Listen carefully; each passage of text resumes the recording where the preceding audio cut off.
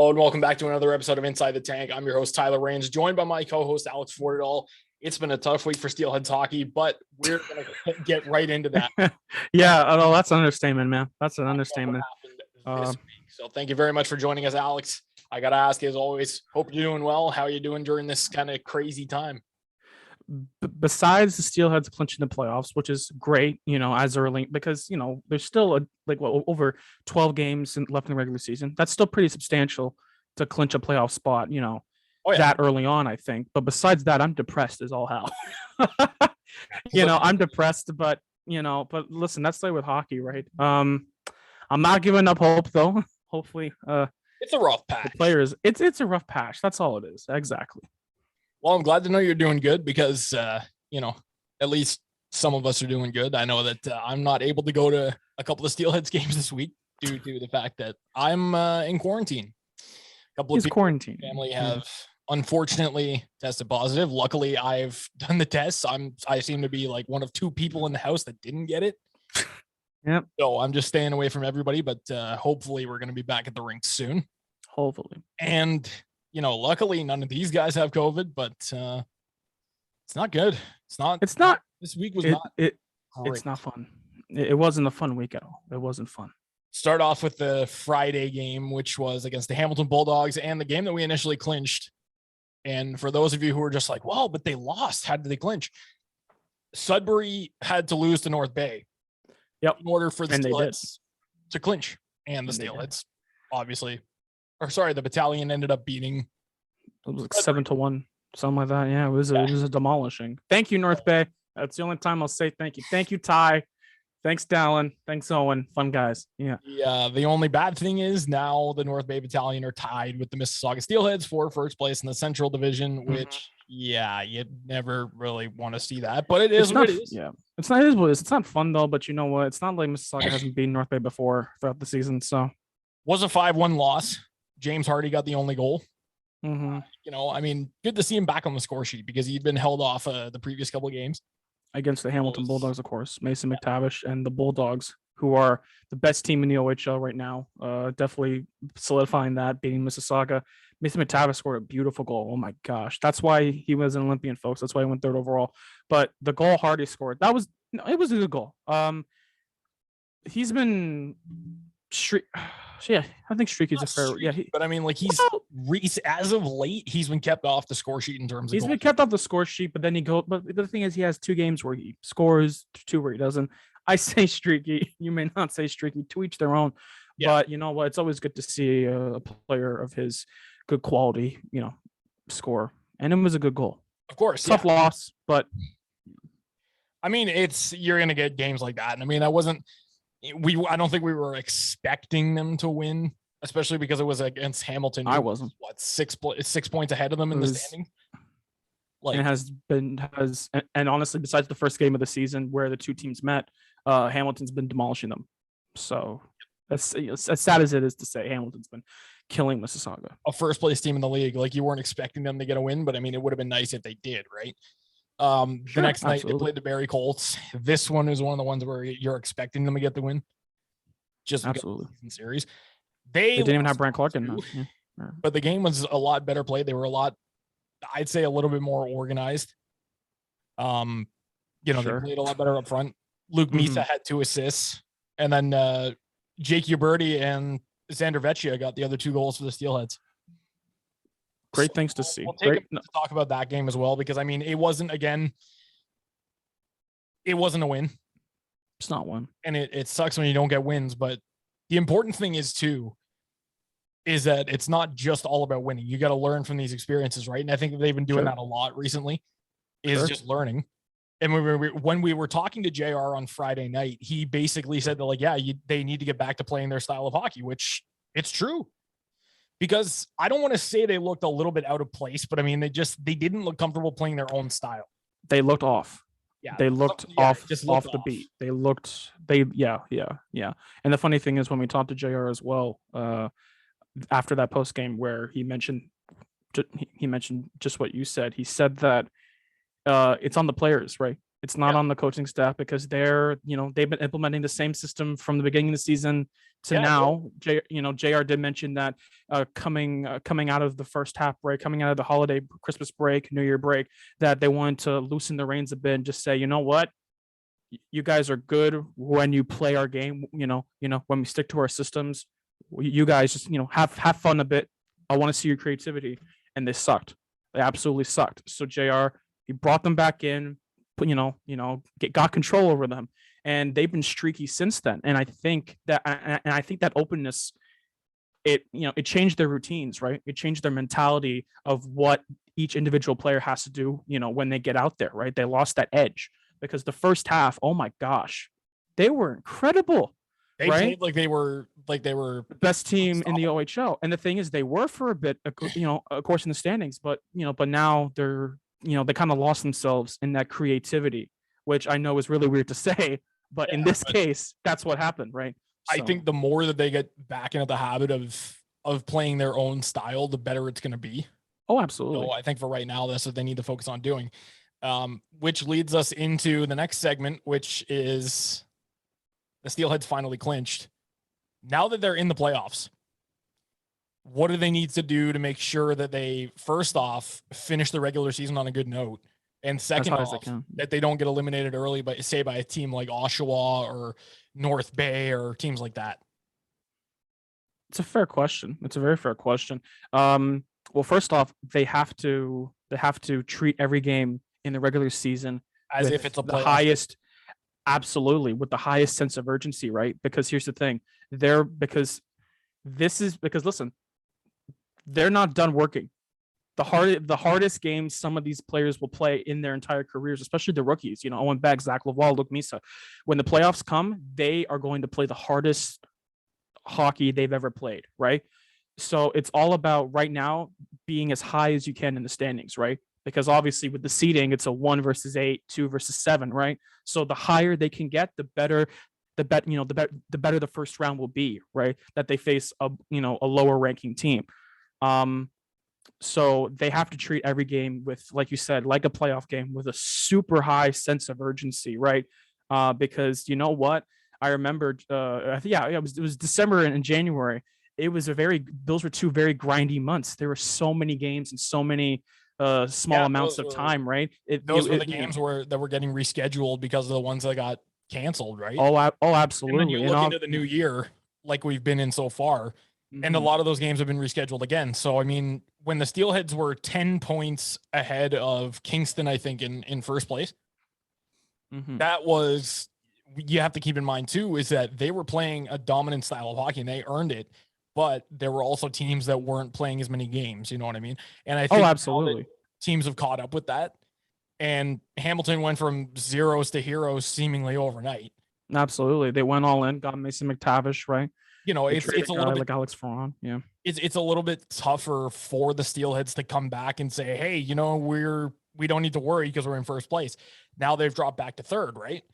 But the thing is, and that's scary. If they keep playing that solid style they've been known to play, it won't be an issue because you're going to stay in that top 3 spot in the division. You don't want to drop the 4th or 5th because then you'll either draw Kingston or Barrie.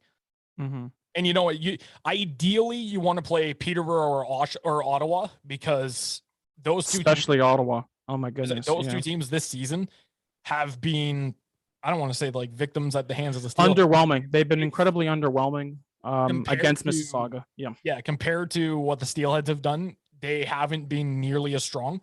So ideally you want to play those guys, but it's gonna be a tough year regardless because those ones who you count out and say, oh, they're not good or whatever, they're not strong, never underestimate them. Look at Sudbury a few years ago. The Steelheads ended up playing the Wolves in the playoffs. I think it was 18-19. And they swept them. Yeah, they were the Wolves were the lower seed. We were the 4th seed and they were the 5th seed. Of course they had a really good batch of rookies and Blake Murray, Quentin Byfield, but still they even still, like, never underestimate them. And I think that it doesn't matter where you place, Alex, to your point. I think it's going to be a tough one regardless for the bottom 4 teams. as Oh, well. absolutely. They have nothing to lose. They have absolutely nothing to lose. They're going to try and screw the day of the top 4 seed teams. And for the record, that's not just the same for the Eastern Conference in relation to the Steelheads. That's for the Western Conference as well. All of those low ranking teams are going to try and just piss off the mood of those top teams and try to ruin them because And they then have nothing to lose. You have teams like Niagara, and I'm going to Sorry. use excuse me, I'm going to use Sorry. Niagara and Saginaw for example, who Mhm. the last 2 teams that are probably going to clinch in the Eastern Conference are Peterborough and Ottawa, right? Yeah, probably. Yeah. Niagara is going to want to play spoiler. So if Peterborough Mhm. wants to get ahead, and if the Ice Dogs are playing the Petes, and if the Petes are looking to secure that 7th place spot, they're going to want to play spoiler, and they're going to Mhm. try and make them go as low as possible. Absolutely. I wouldn't be surprised if that happens. And I mean, honestly, that's a smart choice because I mean they are Eastern Conference rivals. Mhm. So the lower they finish, the better. Yeah. So I think it doesn't matter where you place in the standings. It matters the type of hockey that you're going to play in the playoffs and the amount of time that you're going to have to finish out the regular season without losing 15, 16 games in a row.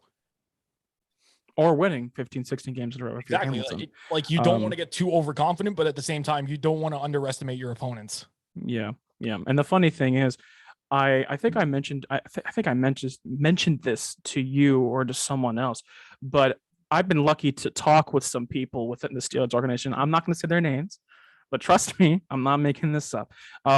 There isn't a large sense of urgency, even though within the locker room and within the team, there isn't like a large sense of urgency, but they also don't like losing, right? So it's not like so it's not like the morale is terrible. It's not like things are at an all-time low. Like they're I think feeling okay, but they want to win. You and I can even say this group's never been closer. Like I don't think there's been a Steelheads team that's closer than this. But I mean, I see it out there that some games they're not playing with that sense of urgency, like you mentioned. Oh, absolutely. Even JR mentioned it, right? Yeah, absolutely. What I mean? I would like to see them play with a little bit more of it. I don't think they're doing a bad job, but I mean, I would like to see them play with a little bit more of a sense of urgency. They could be doing more. What I think is going to be, the determining factor whether or not they succeed in the playoffs or if they get sent home early, which a team this good, you never want to see that. Mm-hmm. So, it's going to be interesting. And, there's so much that we can talk about in terms of, are they going to be the 2nd seed? Are they going to be the 3rd seed? There's so much regular season left. Yeah. But none of that will matter if they don't play like they want to win. Yeah. And I'm not saying that they're always playing that game or that way. No, of course not. But no. Lately it's been, do you want to win this game or do you want to just fall over, submit, let them? Because I mean, you can't. I'm using a quote that my dad always used to say here, and he still says it to this day. So you can't just roll over and die. Mm-hmm. You can't pack up your tent early in the 2nd period and go home. You got to play a full 60 minutes, and you have to play smart about it. Because they may get under your skin. They may score all the goals in the world, but you've got to at least have a little bit of energy to try and make a comeback. Sure. You know what I mean? Or if they outmuscle you, for example, they may be the more dominant team, but don't let that intimidate you because, this team in itself is pretty strong too. We've seen that from guys like Ethan Del Mastro, from Evan Brand, Casper Larson, Ola Bjorvik-Holm, right? Exactly. Ola Bjorvik-Holm has been throwing the body around since last season. From Quinn Binney, who slots in the lineup, and Callum Chisholm, which has especially Callum Chisholm. Oh my goodness, yeah. But yeah, like I think that they just need to get back to playing their style of game, and then for the playoffs, they're going to be fine. Which brings us to the part of the episode where we thank our brilliant sponsor for this video, Alex. We both like to collect some sports memorabilia stuff, right? See that beautiful Vladimir Guerrero Jr. poster behind you? It's autographed. Framed. That amazing looking Mississauga Steelheads jersey behind you.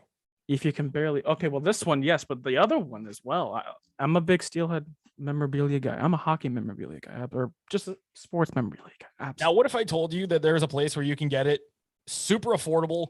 There's a lot of stuff that you can find from various sports around the world: baseball, soccer, hockey, football, you name it, you can find it. What if I told you that there's one place where you can get it that is affordable and it has a lot of amazing products? I actually wouldn't be surprised because that's what CW Sports Memorabilia does for sports fans out there. Our good friend Charles Warburton, who for some may know him as the official photographer of the Mississauga Steelheads, has an incredible business where he sells incredibly well done paintings signed by hockey players, by other sports players. Incredible hockey memorabilia all around. He also does custom framing. It's incredible. Yeah. Some of the coolest things I've ever seen. I think one of my favorites was he also does some custom photoshopped images as well that are signed by players. When Nathan Bastian was selected by the Seattle Kraken, he had a custom poster that he made that Nate signed. That I looked at that and I'm just like, man, that is such a cool piece that you can add to the wall behind you. Or if you have a man cave or anything like that you're trying to decorate, this is like the perfect spot to get anything that you like there. And plus, you know what the best part is, Alex? What's the best part? I think I know what the best part is, but you tell me what's the best part. If you use code PROSHOT on your first order, you could save 10% off. That's and listen, you know what? The quality, especially of his framing, because I just love highlighting his framing. His framing is absolutely beautiful. It's top of the line, top quality work at a pretty reasonable price. On top of the 10% off discount you get when you just shoot him a message, say, "Hey, I came from ProShot." He will hook you up. He will help you out. And listen, he has signed jerseys, signed pucks, signed sticks, signed football helmets. He has incredible wares from all kinds of big sports in North America, from rookies to legends to junior players, right? He has incredible stuff. If you're a Leaf fan, he has Leaf stuff. If you're a Habs fan, he has Habs stuff. Absolutely incredible stuff. And again, like Tyler said, 10% off when you message him and say, "Hey, I came from ProShot." That helps us out. And most importantly, it'll help you out to save 10% off incredible sports memorabilia inventory he has. And we will link CW Sports Memorabilia's Instagram and Facebook down in the description so you can go and check it out. And once again, very special thank you to CW Sports Memorabilia for sponsoring this video. Now, Alex, it's the part of the episode where, you know, a lot of people have been asking, and a shout out to those who asked questions on our Instagram. And one of the most requested things that we had this week was, can you do a playoff outlook as to what the playoff matchups are going to look like? And you know what? I'm happy to say that we are going to do that. So I want to start off in the Western Conference. We'll start from the first and the 8th seed, which is the Flint Firebirds and the Kitchener Rangers. And these are the standings as of right now. These aren't the standings, of course, the final of March 14th, 2022 at 3:22 p.m. That's what we got. That's crazy. That's crazy. So Flint versus Kitchener. Well, Kitchener, have fun with your last year, Pinelli, because you're going to lose to Flint. They've been super underwhelming this year. You know, Flint's been incredible. Don't underestimate Kitchener though, because though Flint has been a top team in the Western Conference, I still think there's a chance that there could be an upset. Now, don't take my word for it. No, there could be. Because, but there could be an upset. Yeah. So there could be. You know, Flint versus Kitchener, you're looking at, I think for the advantage in goaltending, I think that Flint's got it. Forwards, they've got it. But I think Kitchener, you know, I would have said defense, but after they got rid of Arbor-Xhekaj, there was really nothing that they have left, right? Yeah. So I'm going to give the clear-cut advantage to Flint here. London versus Erie, pretty self-explanatory. We're not even going to talk about that. Just London. Done. That's the London Knights. The Sault Ste. Marie Greyhounds and the Owen Sound Attack. That one's going to be an interesting matchup. That's going to be more competitive than people think, man. Because Owen Sound, they're really underlooked. Owen Sound, man. Cedric Gagnon. I thought it was Guindon, but it's Gagnon. So that's a great name. Yeah. Kobe Barlow. Those who know me know I love this kid. He is such a good goal scorer, right? And you know what? I think in terms of depth, they're really they're very underrated. So I think it'll be a very competitive series. I do think the Sioux will win.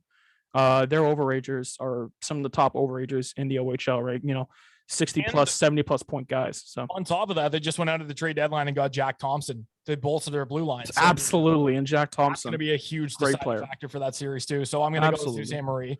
I go with Sioux. Windsor versus Guelph.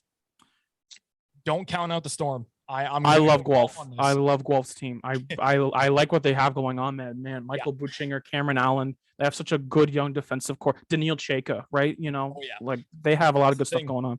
They may not be as flashy in the standings, but I'm telling you, when it's in game, Don't Oh, underestimate absolutely. this team because this is going to Absolutely. be one team that you do not want to face in the playoffs. Danny Zilkin, the most underrated player in this draft class. I genuinely believe that. Danny Zilkin, incredible player. Yeah. So, and then now moving on to the East, we're going to go in reverse order this time. It's the Kingston Frontenacs and the Barrie Colts. Kingston. I don't think that's an argument. I don't think there's anything. I think that's a sweep right there. I genuinely believe that. I don't think it's a sweep, but I think it's going to be a relatively simple series for Kingston to get through. Just so you think what 4-1?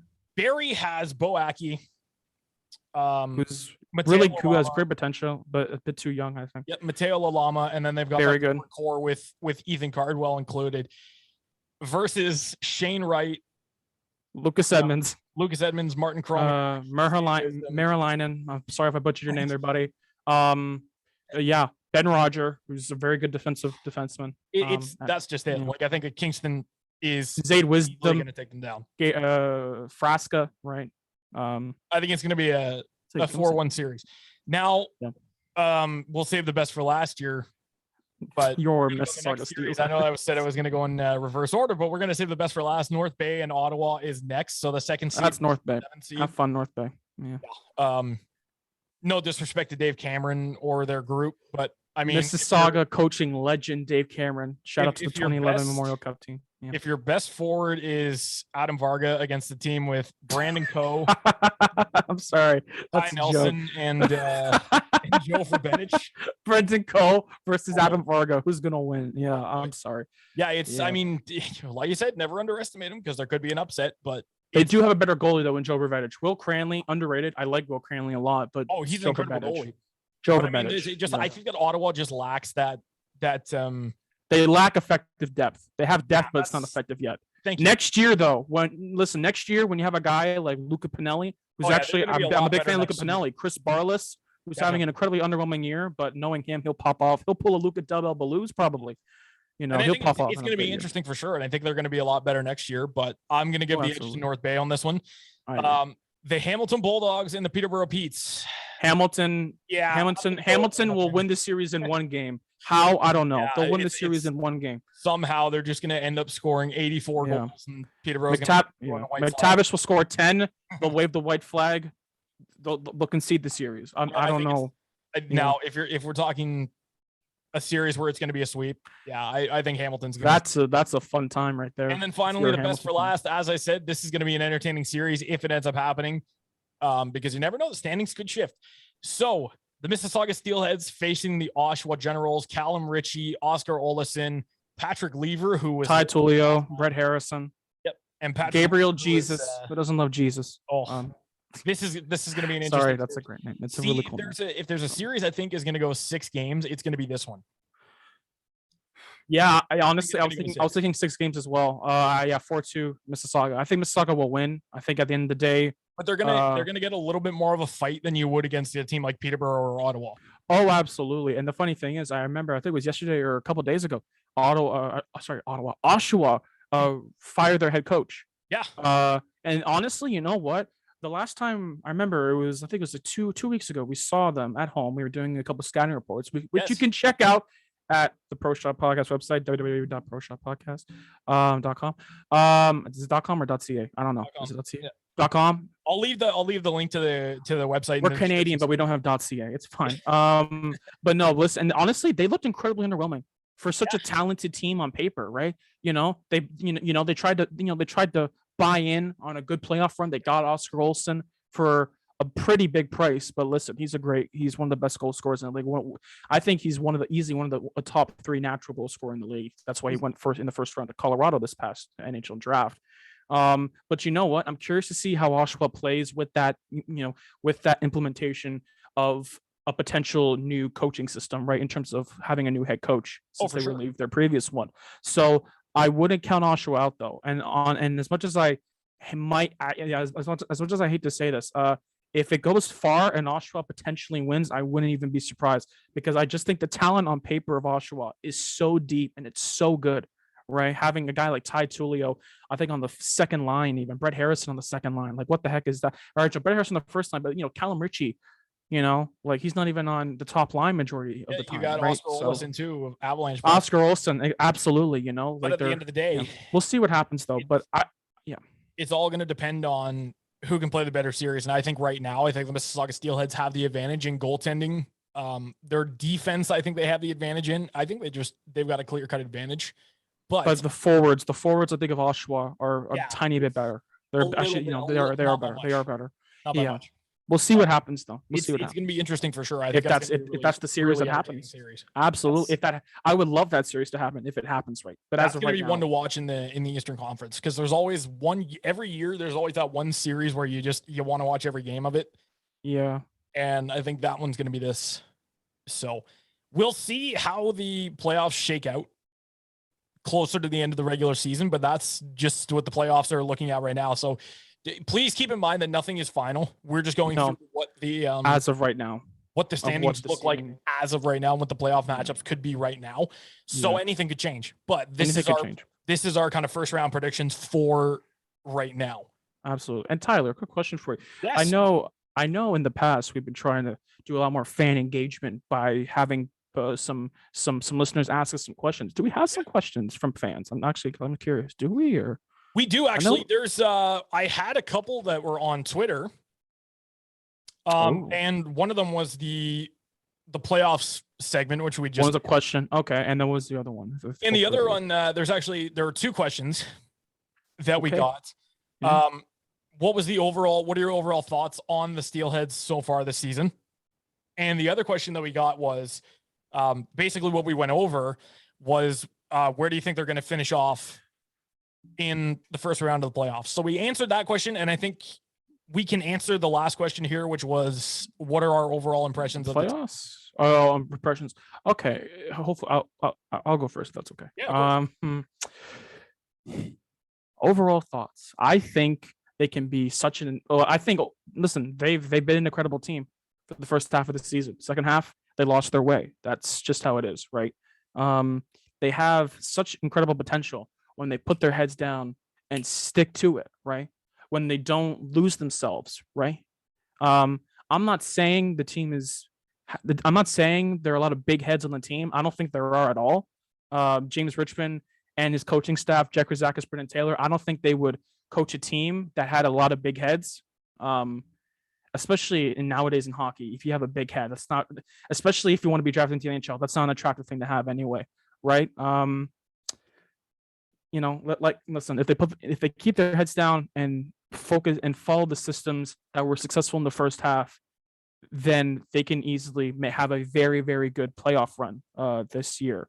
I will say though, and this is funny enough, JR even mentioned this multiple times whenever we talked to him after some games, post-game interviews, which you can check out on our YouTube channel, Pro Shot Podcast. Yeah. That teams know how they play. Teams know their playbook by now, right? They know how they play. So obviously that is huge adversity that they have to do, right? But the thing is, as of right now, they're still trying to find their game back, right? So once they do, and hopefully they do by the end of the regular season, they have to change it up a bit. They have to add a twist to it, right? So these other teams that listen, when the playoffs come, whatever team they're facing, they'll watch a crap ton of footage on them and say, this guy's going to do that, like whatever the heck, right? It's all about being able to reinforce their style of play, which they have lost, and they have said they lost, or at least James Richmond has. And I think it's pretty fair to say that he represents the team. Absolutely. So they have to reinforce their style of hockey for the rest of the regular season. Finish. Let's hope they can finish second. I think they could finish second in the Eastern Conference. I think first place that's not going to happen anymore. Second would be great, and they need to change things up a tiny bit once they have that certainty and reinforcement of their style of play. Definitely. I'm going to agree with everything you said there, but I also want to bring something up as well. So, and funny enough, this is a common theme that people seem to think throughout the season, is that like, the Steelheads play a great defensive system. When we were talking to James Richmond, they've never been known as a defensive team. So I don't know where that came from, but they're playing all right on both sides. I think that they play a very balanced game. They play really, really great defense. They play extremely great offense, and we've seen that. They have a couple of really smart players. James Hardy is one of the best snipers in the league, if not the best goal scorer currently. you know, you have Luca Del Belbalus as a genius playmaker. You've got the rookies in Owen Beck, Zach Lavoie, Xander Vecchia, who have continued on a night in and night out basis to show that they are going to get drafted this year no matter what. And, you know, they're just a really smart team that I think, like you said, has just strayed away from their play style. And I think the more that they get back into doing that, the better it's going to be. So, you know, the only thing that I can say now is that it's like you said, hopefully they finish off as high as possible. But I think above all else, I would just like to see them, you know, be comfortable playing their game, and the results will come with that. So that's what I think of the team this year. Fair. Yeah. That's pretty fair. Yeah, because I mean, a great question posed to us.